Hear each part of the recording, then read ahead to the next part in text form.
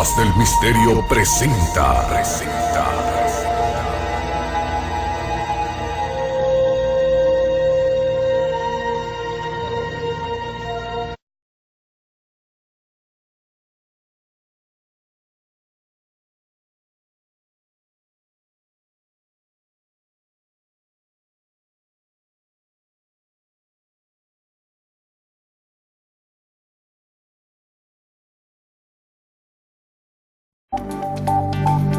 Hello and welcome to Sophie & Co. I'm Sophie Shevardnadze. Paul HELLYER served as the Canadian Minister of Defense in the 1960s, shaping the country's armed forces for years to come.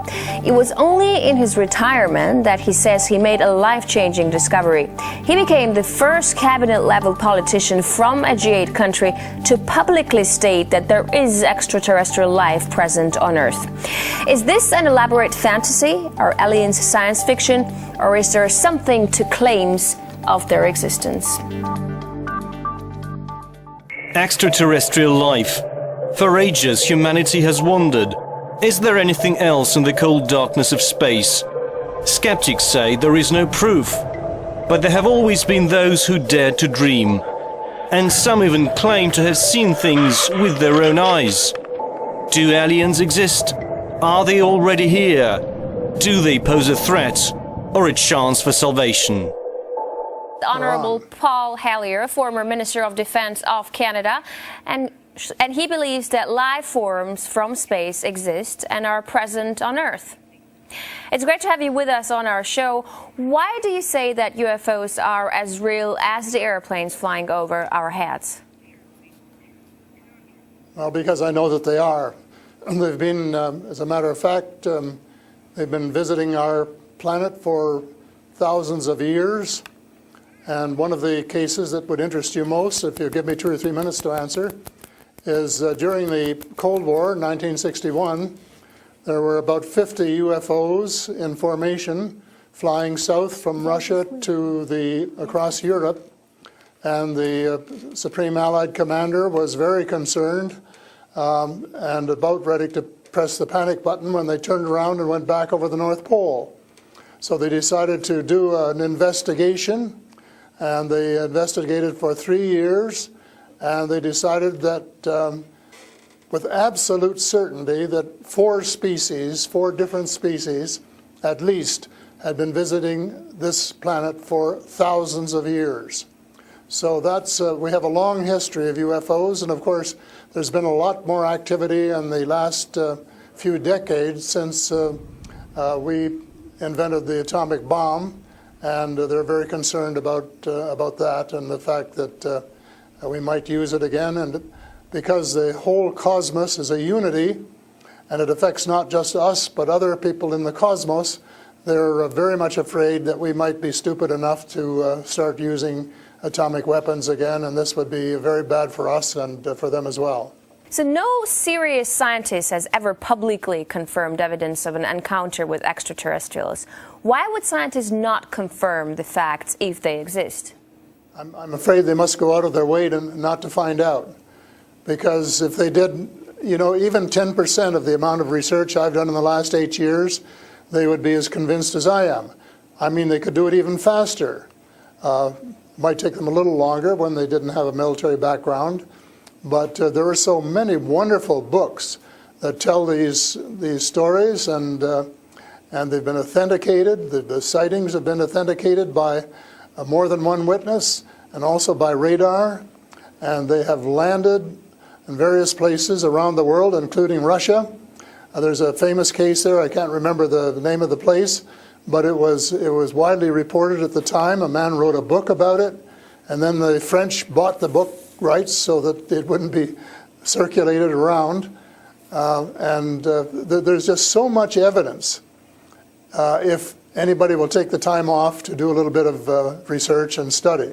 But people just are, you know, some people are interested and will take the time, and the others just say, oh, you know, it's just fantasy. Mm-hmm. But since I've been public on this subject, I get, probably 3 or 4 emails a week from all over the world from people who have actually witnessed sightings.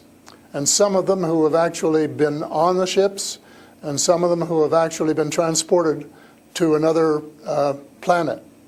And so this information is not, you know, it is top secret in a way that the governments aren't talking about it. But if you listen to the whistleblowers and the people who have worked in the industry and who know what is going on, there is just a lot of information out there, and it doesn't take very long to get your hands on it. But see, the problem is that some people who report UFO sightings and alien abductions have been shown to make things up, and to make things up to be famous, to make money, or just for a prank. How do we tell fiction from a fact? Well, you have to spend a lot of time trying to find, we used to say, separating the wheat from the chaff, and it takes a lot of effort. When I was minister, I got sighting reports, and when we checked them out, about 80%, about 8 out of 10, were not real. There were sights of Venus or plasma or, you know, a dozen other things, but there were 15 or 20% for which there was no explanation, and they were the genuine unidentified flying objects. These things go way back. One of the conferences I went to was in Las Vegas, was promoted by a chap who had written a book about crashes. And there were dozens and dozens and dozens of them, and many of them very, very well authenticated, so that it would be impossible to read all of that evidence and not to come to the conclusion that these vehicles were real. Have you ever had your own encounter with aliens? Not an encounter with aliens, no. I have seen a UFO about 120 miles north of Toronto over Lake Muskoka, where I have a cottage. And 2 years ago, last Canadian Thanksgiving, which is October, my wife decided she wanted to go out and look at the stars. So I'm not much of a night man, but I put on my cap and went out with her. And she looked into the eastern sky and said, "There's a star." And I turned around the other way and I said, "Oh, there's a much brighter one over here." And she looked, and it was. And we watched it until our necks almost broke for about 20 minutes. And it was definitely a UFO, because it could change position in the sky by 3 or 4 degrees in 3 or 4 seconds. And I checked out, there were no satellites that could do that. The space station wasn't going by, and it isn't able to move that fast anyway. And there was no other explanation except that it was the real thing. And 2 days later, I went down on the dock, got a comfortable chair, and watched it came back almost to the same spot and entertained me for as long as I could take it. And then I went back to the cottage. But it was very interesting, because it would drop down in the sky, and then it would roar back up, and then it would shift across a few degrees and do a circle and come back at a speed, but you know, just astronomical speeds. As you know, they travel very, very fast. So does it just look like a falling star that falls really quickly and then rises again? What does it look like? Well, it just looked like a star. It just looks like a star. Right. And I don't know if you're a person who has ever read the Bible or not, but I think the Star of Bethlehem is one of God's flying saucers. Mm-hmm. But you also tell me that people write you emails, 3 to 5 emails a week, and they've actually been abducted, or they have encounters with the aliens. Do they actually tell you what these aliens look like? I mean, you know, everyone's interested. How would I know if I see an alien and if he abducts me? Well, the first question you have to ask is, how many species are there? And I used to think there were, you know, between 2 and 12. And Apollo astronaut Edgar Mitchell, who came to Toronto a few years ago and had dinner with us, agreed there was somewhere between 2 and 12. But the latest reports that I've been getting from various sources are that there are about 80 different species. And some of them look just like us, and they could walk down the street and you wouldn't know if you ran, you know, walked past one. And they're what we call the Nordic blondes, and also the tall whites, who were actually working with the United States Air Force in Nevada they're able to get away with that. They had a couple of their ladies dressed as nuns went into Las Vegas to shop, and they weren't detected. And I have a friend who saw one of the men walking along the street, and somebody who would recognize that they were different, and he did. So there are those kind, and then there are the short grays, as they're called, and they're the ones that you see in most of the cartoons. They're have very, very slim arms and legs, and they're very short, just a little over 5 feet, and they have a great big torso and a great big head and great big brown eyes. But they're different species, so you have to know that they're different species, and it's and know that they're all different. Mm-hmm. So if you saw the short gray, grays, you'd certainly know that there was something up that you'd never seen before. But if you saw one of the Nordic blondes, well, you'd probably say, "Oh, I wonder if she's from Denmark or somewhere." So these species that you're describing, are they all different in terms of nice and mean? Are some of them nice and benevolent? Are others nasty? Or how are they? Are they good to people on Earth, or are they here to harm them? Well, it's a difficult question to answer because they have different agendas. And maybe all of us on Earth should have the same agenda, but you couldn't say maybe that Russia and China and the United States all had the same agenda at every turn, because they don't. And I would say that nearly all are benign, they're benevolent, they want to help us. There may be one or two species which do not. And that's one of the things I'm investigating at the moment, is to see who they are and what they're up to and what their agendas really are. So these extraterrestrial creatures, where did they come from, and how did they get here to Earth? They come from various places. For a long while, I only knew about ones who came from different star systems.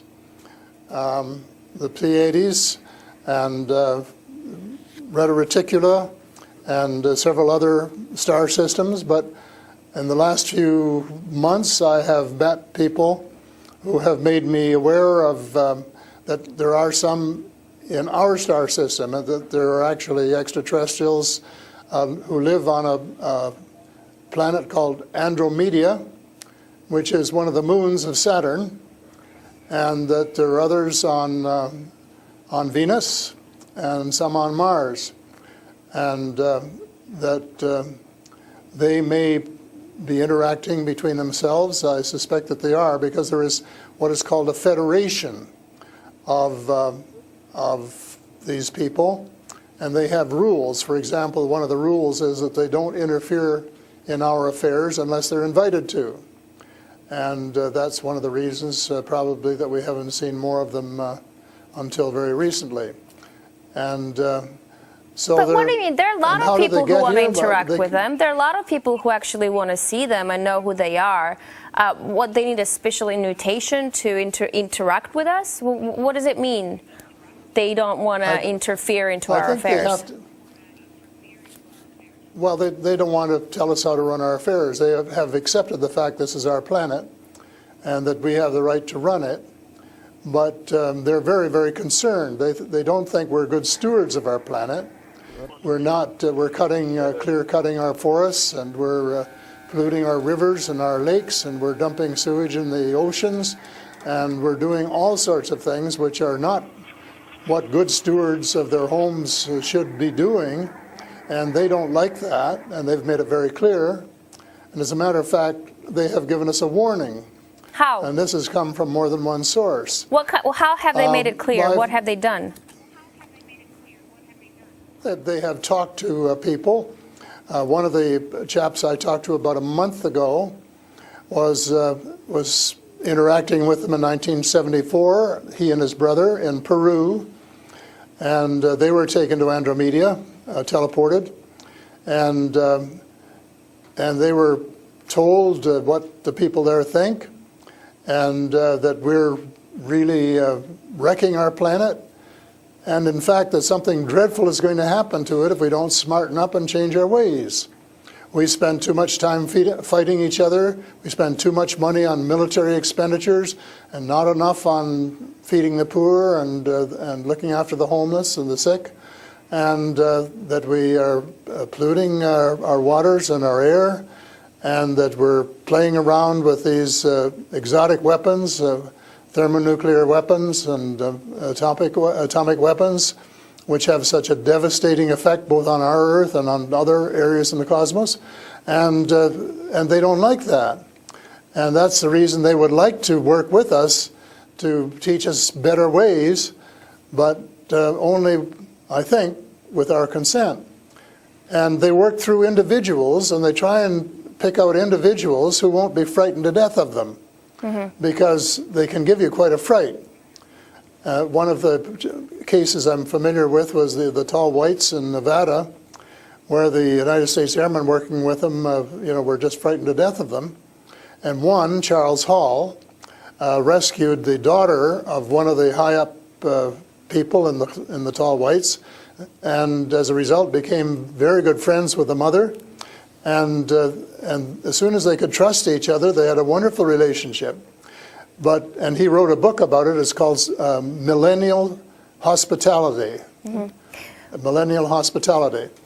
And it tells you how you go through these stages of being scared out of your wits.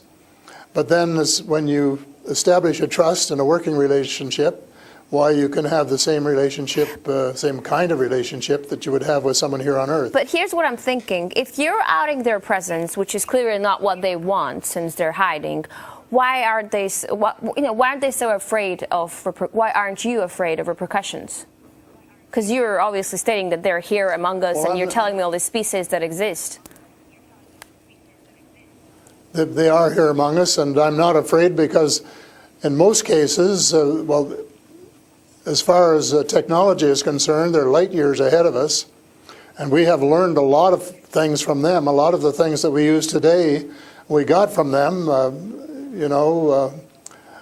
lead lights and microchips and Kevlar vests and all sorts of things that we got from their technology, and we could get a lot more too, especially in the fields of medicine and agriculture, if we would go about it peacefully. But I think maybe some of our people are more interested in getting their military technology, and I think that's wrong. I think that's wrong-headed, and that's one of the things that we're going to have to change, because we're going to have to work together. Talking about all of us, everywhere on the planet. You've mentioned military technology and swapping technologies and barters between aliens and people in American government. I want to ask you, as a former Minister of Defense of Canada, is interstellar war a possibility? Should we be creating a Star Wars force to defend ourselves from possible invasion or something like that?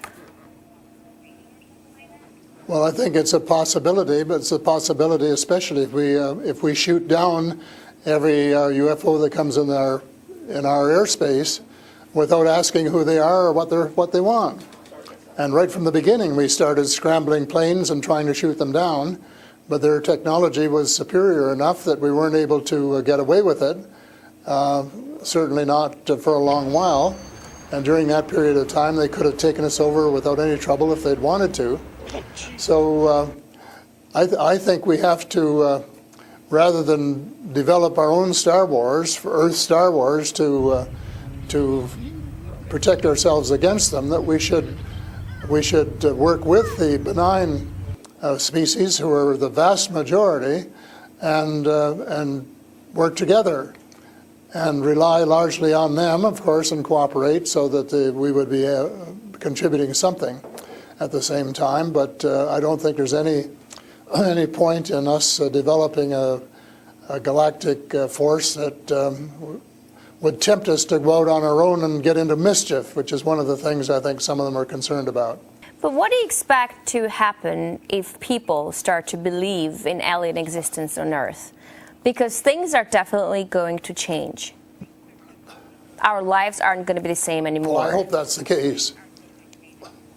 I hope that's the case, and I'm all for full disclosure, and I'm going to push very hard for full disclosure in the book I'm writing, and to give some reasons for it, things that we really have to know and have a right to know, and that our future as a species, and here I mean, you know, all of the species in the world, are potentially at risk if we don't figure out what's going on and work together to try and make life more amenable for all of us.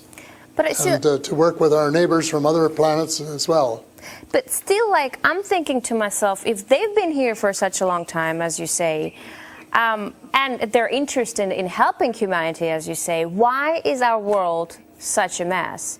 I mean, if you want to help someone, you just help someone. You don't wait for someone to invite you to help that someone, no?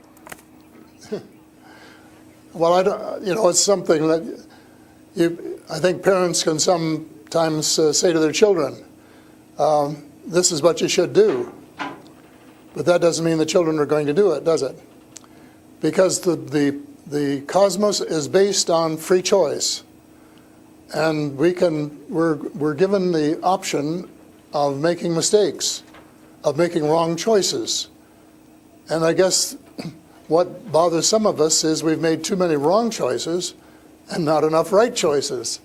So we're going to have to start switching our priorities and stop spending so much time and effort and weapons to kill each other or to dominate each other, and spending a lot more time on how to help each other to have a better life and a more just society, and a life which is healthier and where the health care is better, and where the food distribution is better, and where the air is cleaner and the water is cleaner, and all of those things that are waiting to be done if we just get together and row, as we say, rowboat, row in the right direction, the same direction.